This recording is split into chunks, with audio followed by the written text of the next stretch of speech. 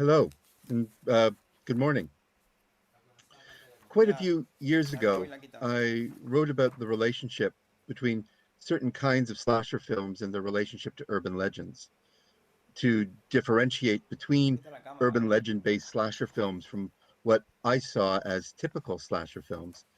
I referred to those horror films as being more like murder mysteries. Actually, I called them Scooby-Doo movies because at their conclusion, the killer is revealed to be one of the group being murdered. Often these films end with the killer being literally unmasked with great affect of surprise. In preparing that essay for publication, a connection was suggested by one of the article's reviewers that there was a link between what I was calling Scooby-Doo movies and the Italian Giallo. Once this article had been published, I began exploring the Italian Giallo in more detail, and the result was the Dolce Morta, vernacular cinema in the Italian Giallo, what I have subsequently learned to be the first book-length study, academic study of the Giallo. Now picking up from where I started from, and looking in more detail at the relationship between the Giallo and the slasher film, particularly those films I referred to as Scooby-Doo movies. However, the Scooby-Doo movies I shall be discussing in the longer version and a little bit here were all produced in Canada between 1980 and 1982, and many are now recognized as classics of the subgenre. If I can just switch over to my next slide.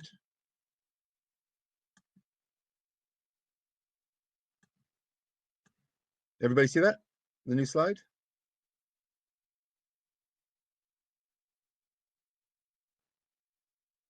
Can you see my new slide? Yeah, can everybody see it? The posters?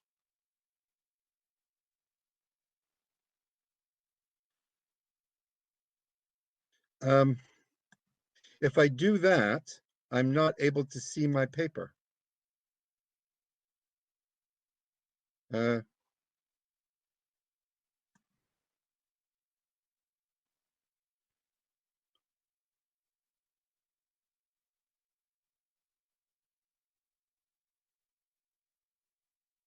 Sorry, guys, I'm getting really confused here. If if my presentation is in full power, right? Okay. Give me 2 seconds. Give me 2 seconds. I've got a way around this. Um,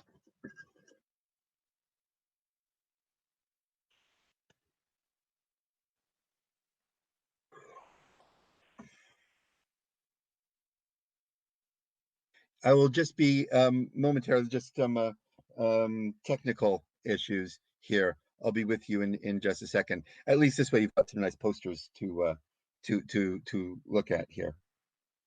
I'll just be a minute or two while I fire up a second laptop here.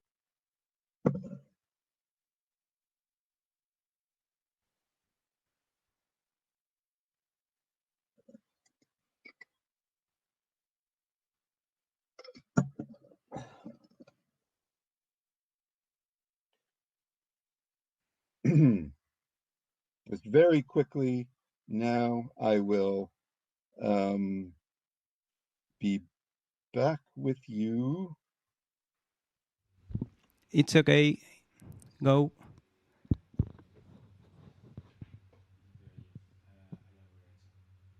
Right. Hopefully now everybody can see my slide and still hear me properly.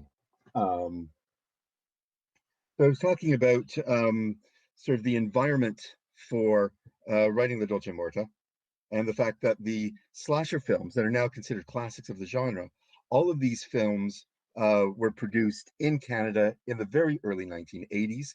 Um, they are going through this Prom Night, Phobia, Happy Birthday to Me, Terror Train, Visiting Hours. Um, Whoops, sorry, Visiting Hours, Curtains, and Curtains. All of these films, I would argue, have very strong connections to the Giallo. However, in the spirit of brevity as sort of a conference paper, I'm only going to be focusing on Jean-Claude Lord's 1982 and much reviled film, Visiting Hours, to demonstrate this connection.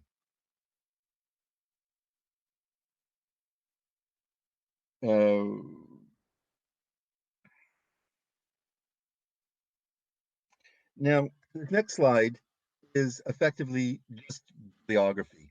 I did that so if people want to follow up on any of the sources that I'll be citing, they can do so. That's sort of the list of people that I'm talking about in the order that I'm talking about them. So the connection between the Giallo and the slasher film was noted as early as 2002. Adam Rockoff, in his seminal book on the slasher film, Going to Pieces, noted that the slasher film owed much to the Italian thriller. And while he does offer a brief discussion about the Giallo, he doesn't make the connections beyond vague, fuzzy allusions. But the relationship between the Giallo and the slasher film is missing entirely from Vera Dica's Games of Terror, although she does grant that there is a playful quality to the slasher film. Dica notes that in some films, like Visiting Hours and others I discuss in the full-length version of this paper, the spectator is implicated by a number of conventional formal strategies, ones that encourage a play with the film itself, rather than ones that merely allow the events to unfold for the spectator's observation. In other words, although she does not make the connection herself, the ludic challenge to the audience is to try and solve the film's central mystery. One sees this in the Giallo too. Kim Newman in Nightmare Movies likewise discusses the Giallo vis-a-vis Dario Argento as an auteur. But when it comes to discussing the slasher film, the author did not see or did not comment on the connections made here. And yet other critics did see the connection as more than vague. Jim Harper, writing about the same time I was writing La Dolce Morta, made the connection unambiguous. I'm quoting Jim Harper here. The Giallo films of the 1960s and the 70s paved the way for the stock and slash movies of the 80s, end quote. He continues, noting that it is possible to see the seeds of the Giallo in almost every aspect of Halloween and the multitude of films that followed. While I have argued elsewhere that Halloween is a different animal to the Giallo influenced slasher films, I talk about today, what is most significant is Harper's connection between the two film cycles or genres or filone, depending on what you want to call them. He notes, and I'm quoting, "The black leather and the masks may give Argento's murders a supernatural appearance, but ultimately they are revealed to be coherent and seemingly normal people. The endless repetition of this device in slasher movies has robbed it of any impact. No one is surprised when the killer turns out to be another normal student or teacher, journalist, whatever, but ultimately it has been derived from the gialli," end quote. Harper also distinguishes between those killers whose identities are hidden from the audience until the film's final act, and those who, due to physical deformity or disfiguration, are continually killing, like Jason Voorhees, Michael Myers, etc. And it is this sense that the horror film most closely resembles a murder mystery, and therefore Giallo. Martin Rubin, writing in 1999, distinguishes between those slasher films which follow a whodunit format from those which feature the cipher format. As argued below, Rubin's whodunit format have a distinct connection to the Giallo. I'm quoting Rubin here, there is a teasing game-like quality to the stalker films, filled with red herrings, practical jokes, false alarms, and false alarms that turn out to be real alarms, end quote. Harper notes that these whodunit format slasher films killers are articulate and agile and usually engage in conversation at some point. Although obviously deranged, they tend to bear no physical disfigurement that would prevent them from mixing in civilized society. And a surprising number of what we retrospectively call the classic slasher films like these, follow this whodunit rather than the cipher format. In more recent years, the Giallo slasher connection has been more widely recognized. Wickham Clayton sees the Giallo as an explicit prototype to the slasher film, a point echoed by David Roche in the same volume. Ian Conrick notes the oft-cited connection between the giallo and the slasher film in that the couple pinioned by a skewer through both their bodies while making love appears in both Friday the 13th Part 2 and Bay of Blood by Mario Bava. Conrick also sees these films as essentially whodunits that are closer to Agatha Christie or Scooby-Doo and can include an end-of-film unmasking and explanation.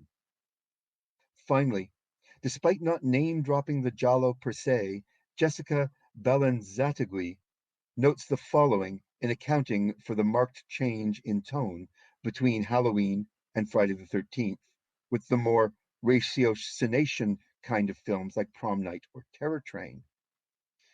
She says, and I quote, "This thematic shift involves a level of generic hybridity. As the slasher film began drawing on plot elements from the mystery and detective genre to flesh out the narrative and amplify anxieties about the identity of the killer. As a result, viewers and protagonists became tasked with solving the mysteries of the killer's existence by uncovering clues surrounding each of the murders." End quote. What Balanzategui sees as a change in the narrative structure of the films has instead always been part of the continuity between the giallo and the slasher film. That being said, Balanzategui is correct in identifying the playful, ludic game these films have with their audiences. Why Canada? Why did Canada produce so many classic slasher films in the wake of the success of Halloween and Friday the 13th? Particularly, as Canadian film critic John Harkness noted, quote, "The crazed killer is an American phenomenon, and these stories are native to the American psychology. When we, Canadians, try to imitate a foreign genre, we end up with a Visiting Hours, a Terror Train, a My Bloody Valentine, where artistic decisions are based solely on commercial factors." End quote. To be sure, commercial factors play an instrumental role in these films' production. Andrew Dowler also noted that Canadian filmmakers were particularly poor at imitating the early American successes. Dowler notes, and I quote, "We've never made them worse, just cold, pallid, and relentlessly dull simulacra of the American films." End quote. He concludes, much as Harkness did, that Canada just does not have the tradition of crime and mystery fiction which our American cousins do. However, as Richard Noel noted in detail, it was not Halloween which lit the fuse for the slasher film to explode, but a Canadian shocker a few years earlier, Black Christmas. The cultural relationship between Canada and the United States creates a permeable membrane of mutual influence, which Susie Young also noted. However, calling these films out as commercial prospects only, as Harkness and Dowler do, is an oversimplification. Certainly, these films were produced to make money over any artistic expression of Canadian identity, and that's why they were more often criticized. But that's only part of the picture. In 1967, the Canadian Film Development Corporation, the CFDC, was founded as a government body to partially fund and offer tax incentives to Canadian filmmakers exploring topics of national interest. Well, in the first few years of the CFDC, several films were produced which today are recognized as classics of Canadian national cinema, like Don Shabib's Going Down the Road and Peter Carter's The Rowdyman. They failed at the Canadian box office, due partially, as Christopher Giddings notes, to American companies' monopoly on distribution in Canada. By 1974, the Canadian government felt that the CFDC-funded films needed an explicitly commercial orientation, that the films needed to stand at least a chance of competing with American films. To facilitate this, the CFDC enabled eligible film producers to write off 100% of investment against the film's profits on their personal income tax, so long as certain key factors were maintained. Quoting Gittings, the Tompkins Report of 1976 pushed the Canadian film industry towards making Hollywood-style films, films with mass appeal beyond the boundaries of any one country, end quote. And it was in this context that Black Christmas was born. As Richard Noel notes, quote, Black Christmas was seen by the CFDC executives to be capable of providing Canada with its first genuine US box office success, end quote. Due to the amount of investment that independent producers could write off in this period, the mid to late 70s and early 80s became known as the tax shelter period. And it is in this context which birthed the slasher films being examined here. Canadian horror film historian Callum Vasnadal noted, the tax shelter period was a deeply ignoble time in Canadian history. Abuse was rampant, not just of the tax laws, but of cinema itself. Films were made the wrong way by the wrong people for the wrong reasons, end quote. So ignoble was this period that the slasher films, like Visiting Hours, do not appear in mainstream textbooks on Canadian cinema. The tax shelter years produced films which, it appears, Canadian film studies wishes to ignore even existed. Vatsnadal noted that these are the movies that undermine Canada's position in the film world simply by being so awful, end quote. And Canadian film history would rather focus on films which articulated a Canadian cultural identity, not those cheapened by a perceived stench of commercial opportunism. The job of establishing continuity between the giallo and the slasher film would be substantially easier if we could uncover an interview with one of the slasher film directors, screenwriters, or producers who fully admits that so-and-so saw Deep Red at the Rio Cinema or the Biltmore or the Coronet in Toronto in 1978 on a double bill with Halloween. The continuity would be more easily established if we could put anyone who worked on these slasher films in the same room screening a giallo. But I have yet to find such a connection. Instead, I need to put together small pieces of discussion, much like a jigsaw puzzle, to create the picture. Of course, simply by identifying that the slasher films are murder mysteries, whodunits, by their very definition, this makes them gialli. The word in Italian, of course, refers to the murder mystery genre as a whole. So any whodunit is, by definition, a giallo. But were any of these filmmakers watching Italian exploitation cinema? Rayford Gwynn notes that prior to videocassette and its large-scale home penetration in the mid-1980s, Italian horror films, when distributed and shown on US screens, and by extension Canadian screens, were exhibited in limited release, or found on the midnight movie circuit, or at paracinema festivals, or at drive-in cinemas after their post-war glamour period had run its course, end quote. So via Gwynn, we know that some of these Italian thrillers were screened in North America during this period at less than reputable venues. According to Dowler again, as far as I can gather from back issues of Cinema Canada, none of our schlockmeisters is a rabid film fan. I could be wrong about this. I don't know these guys personally, and what I'm doing here is speculating. At least, they're not the sort of junkie who spent great chunks of his life sprawled in some 3 for a dollar flea pit, drinking it all in, end quote. Despite limited release of Italian thrillers in North America, critics such as Dowler suggest that no one involved in making of these Canadian slasher films ever watched any, despite the speculative nature of his conclusion. Now, returning to Richard Noel, he recognizes that the giallo film goes back to the early 1960s and continues right up into the late 1970s and beyond. And therefore, audiences would be acclimatized to films wherein psychotic killers murder a bunch of beautiful people for their own, often psychosexual needs. But Noel also notes that the Motion Picture Association of America, the MPAA, whose membership consists of the major and a few minor American studios and distribution companies, would often pick up Italian exploitation films, among others, for North American distribution. For example, Dario Argento's Giallo was Four Flies on Grey Velvet was released by Paramount, and MGM issued The Black Belly of the Tarantula, end quote.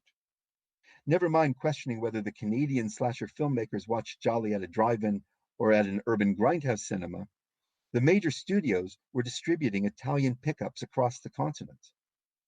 Film audiences had a better chance of watching a foreign import film, whether subtitled or dubbed, in the early 1970s during a period of low production, what Noel calls famine. Demand for films outweighed the supply due to the major studios cutting back on production. And with international hits like Argento's Bird with the Crystal Plumage, there was a certain demand for these horror mystery hybrids. Quoting Noel again, on the back of Dario Argento's 1969 international hit, The Bird with the Crystal Plumage, MPAA members had imported Italian Giallo films into the US to alleviate the production shortage of the early 1970s.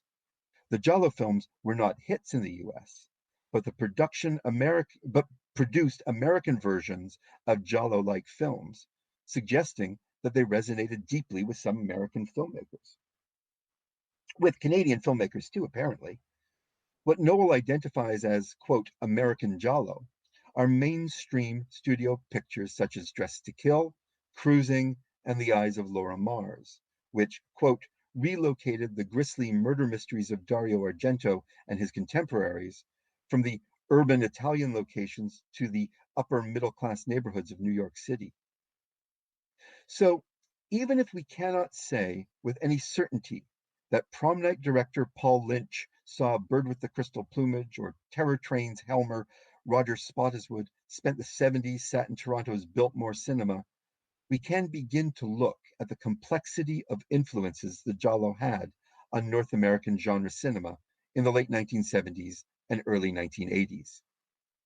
Of course, this is not to suggest that the Giallo was the only influence on the slasher film, but as I hope to demonstrate now, the influences are sufficiently pronounced to call these films Canadian Giallo. But first, a note on the analysis. The discussion that I'm about to make textually examines a key Canadian-made slasher film which holds the most resemblance to the Italian Giallo, specifically Visiting Hours. As I noted previously, in the full version of the paper, I discuss an additional 5 films, but Visiting Hours will be examined in the light of this list of typical Giallo attributes: the testimony oculare, the amateur detective, ineffectual police, sexualized murders, any discourse on modernity, sexualized trauma of the killer, the black glove killer, the use of the subjective eye camera, diverse methods of killing, gory set pieces, sequences of ratiocination, a range of possible subjects, and occasionally a fading Hollywood star. In much the same way that not all Gialli feature all these aspects, some will be more relevant than others in the application to the slasher films. Now, just to contextualize Visiting Hours a little bit, Visiting Hours is the only film under consideration in the larger version of this study to appear on the British Department of Public, let me try that again, on the British Department of Public Prosecution's notorious video nasties list, and therefore has always had something of an unsavory reputation. And perhaps it's this reputation which underlines my claim that Visiting Hours is the most Giallo-like of the slasher films produced in Canada. Rarely is Visiting Hours even considered a slasher film, despite Kate Egan quoting Alexander Walker in the British Evening Standard newspaper, identifying the film as the epitome of the label. Richard Noel, for example, calls it a violent, adult-centered thriller, and Anna Fudikowska calls it a fresh variation on the psychodrama theme, both of which suggests a more Giallo-inflected narrative than a slasher horror movie. Typical of the Giallo, the film's plot is somewhat labyrinthian. Deborah Ballin, played by Lee Grant, whose head sort of got chopped off in the lower right-hand photograph there on your screen, is a crusading television journalist who's publicly defending a case of self-defense against an abusive spouse. Her position provokes a dangerous misogynist, Cole Hawker, played by Michael Ironside, to attack her in her home. Balin survives the attack, and while recovering in hospital, Hawker tries to finish the job as she can identify him to the police. Hawker is a vicious sociopath and killer of predominantly older women.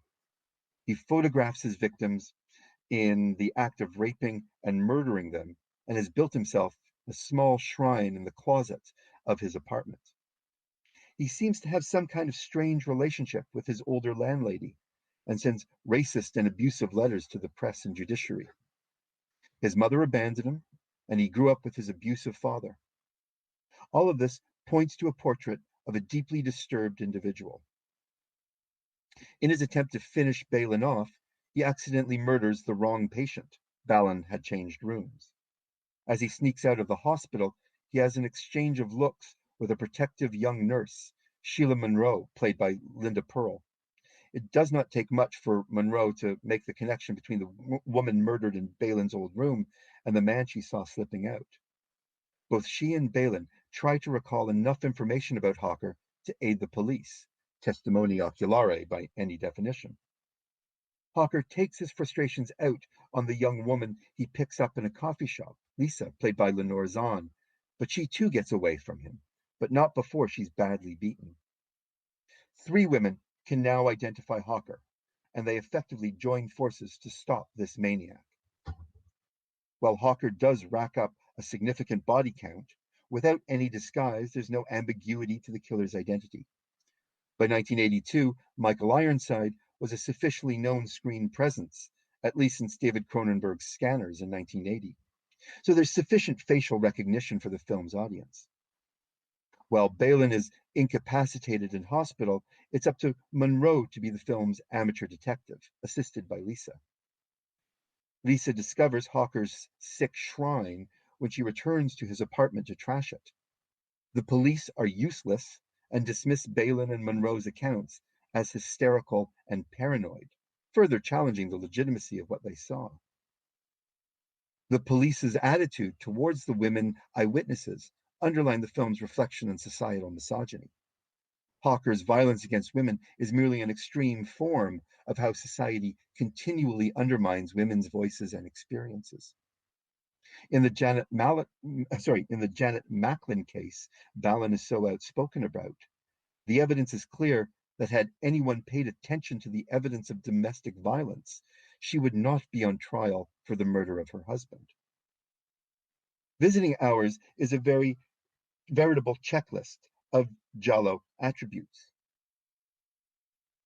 We have the testimony oculare of Balin, Monroe, and Lisa.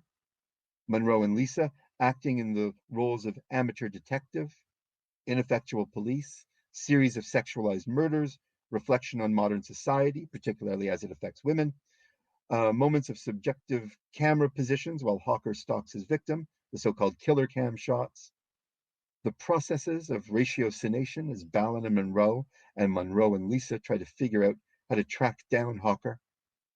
And while I've mentioned Lee Grant playing Deborah Balin, her former partner and TV producer, I'll go back to this slide, Gary Baylor, is played by fading Hollywood legend William Shatner.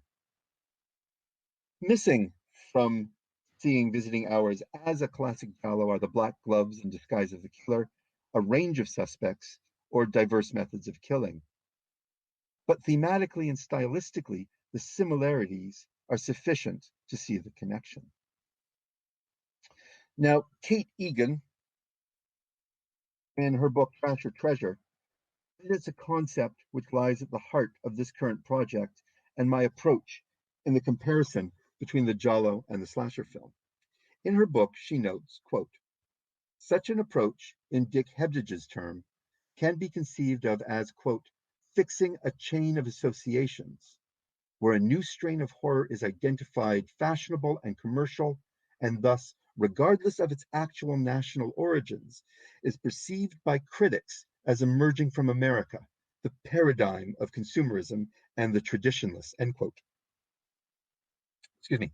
In this regard, while the slasher films discussed herein may disguise their Canadian national origins as generic America, so too did the Italian Giallo, particularly as they circulated in internationally dubbed versions.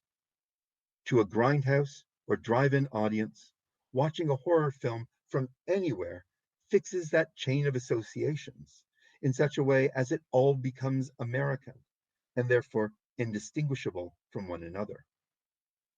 The Giallo films circulated throughout North America throughout the 70s in forms from which only a discerning cineast might distinguish its national origins. When Leslie Donaldson, an actress in Curtains, one of the other films I discuss in the full-length version of the paper, she's the only industry person to even name drop the Giallo. There are still sufficient connections between the Italian thrillers and the Canadian-made slasher films. From black-gloved killers through to the controversial sexualized murders, from incompetent police officers to the emergence of amateur detectives and subjective killer cam cinematography, fading Hollywood stars and directors, all these films also function as discourses on contemporary social issues, from feminism to unemployment, from childish pranks to childish behavior. And of course, simply by being murder mysteries, these films are jolly by definition. Gracias.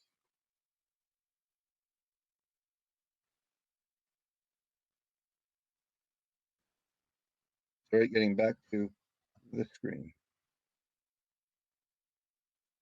Yes, hi. I guess we open to questions.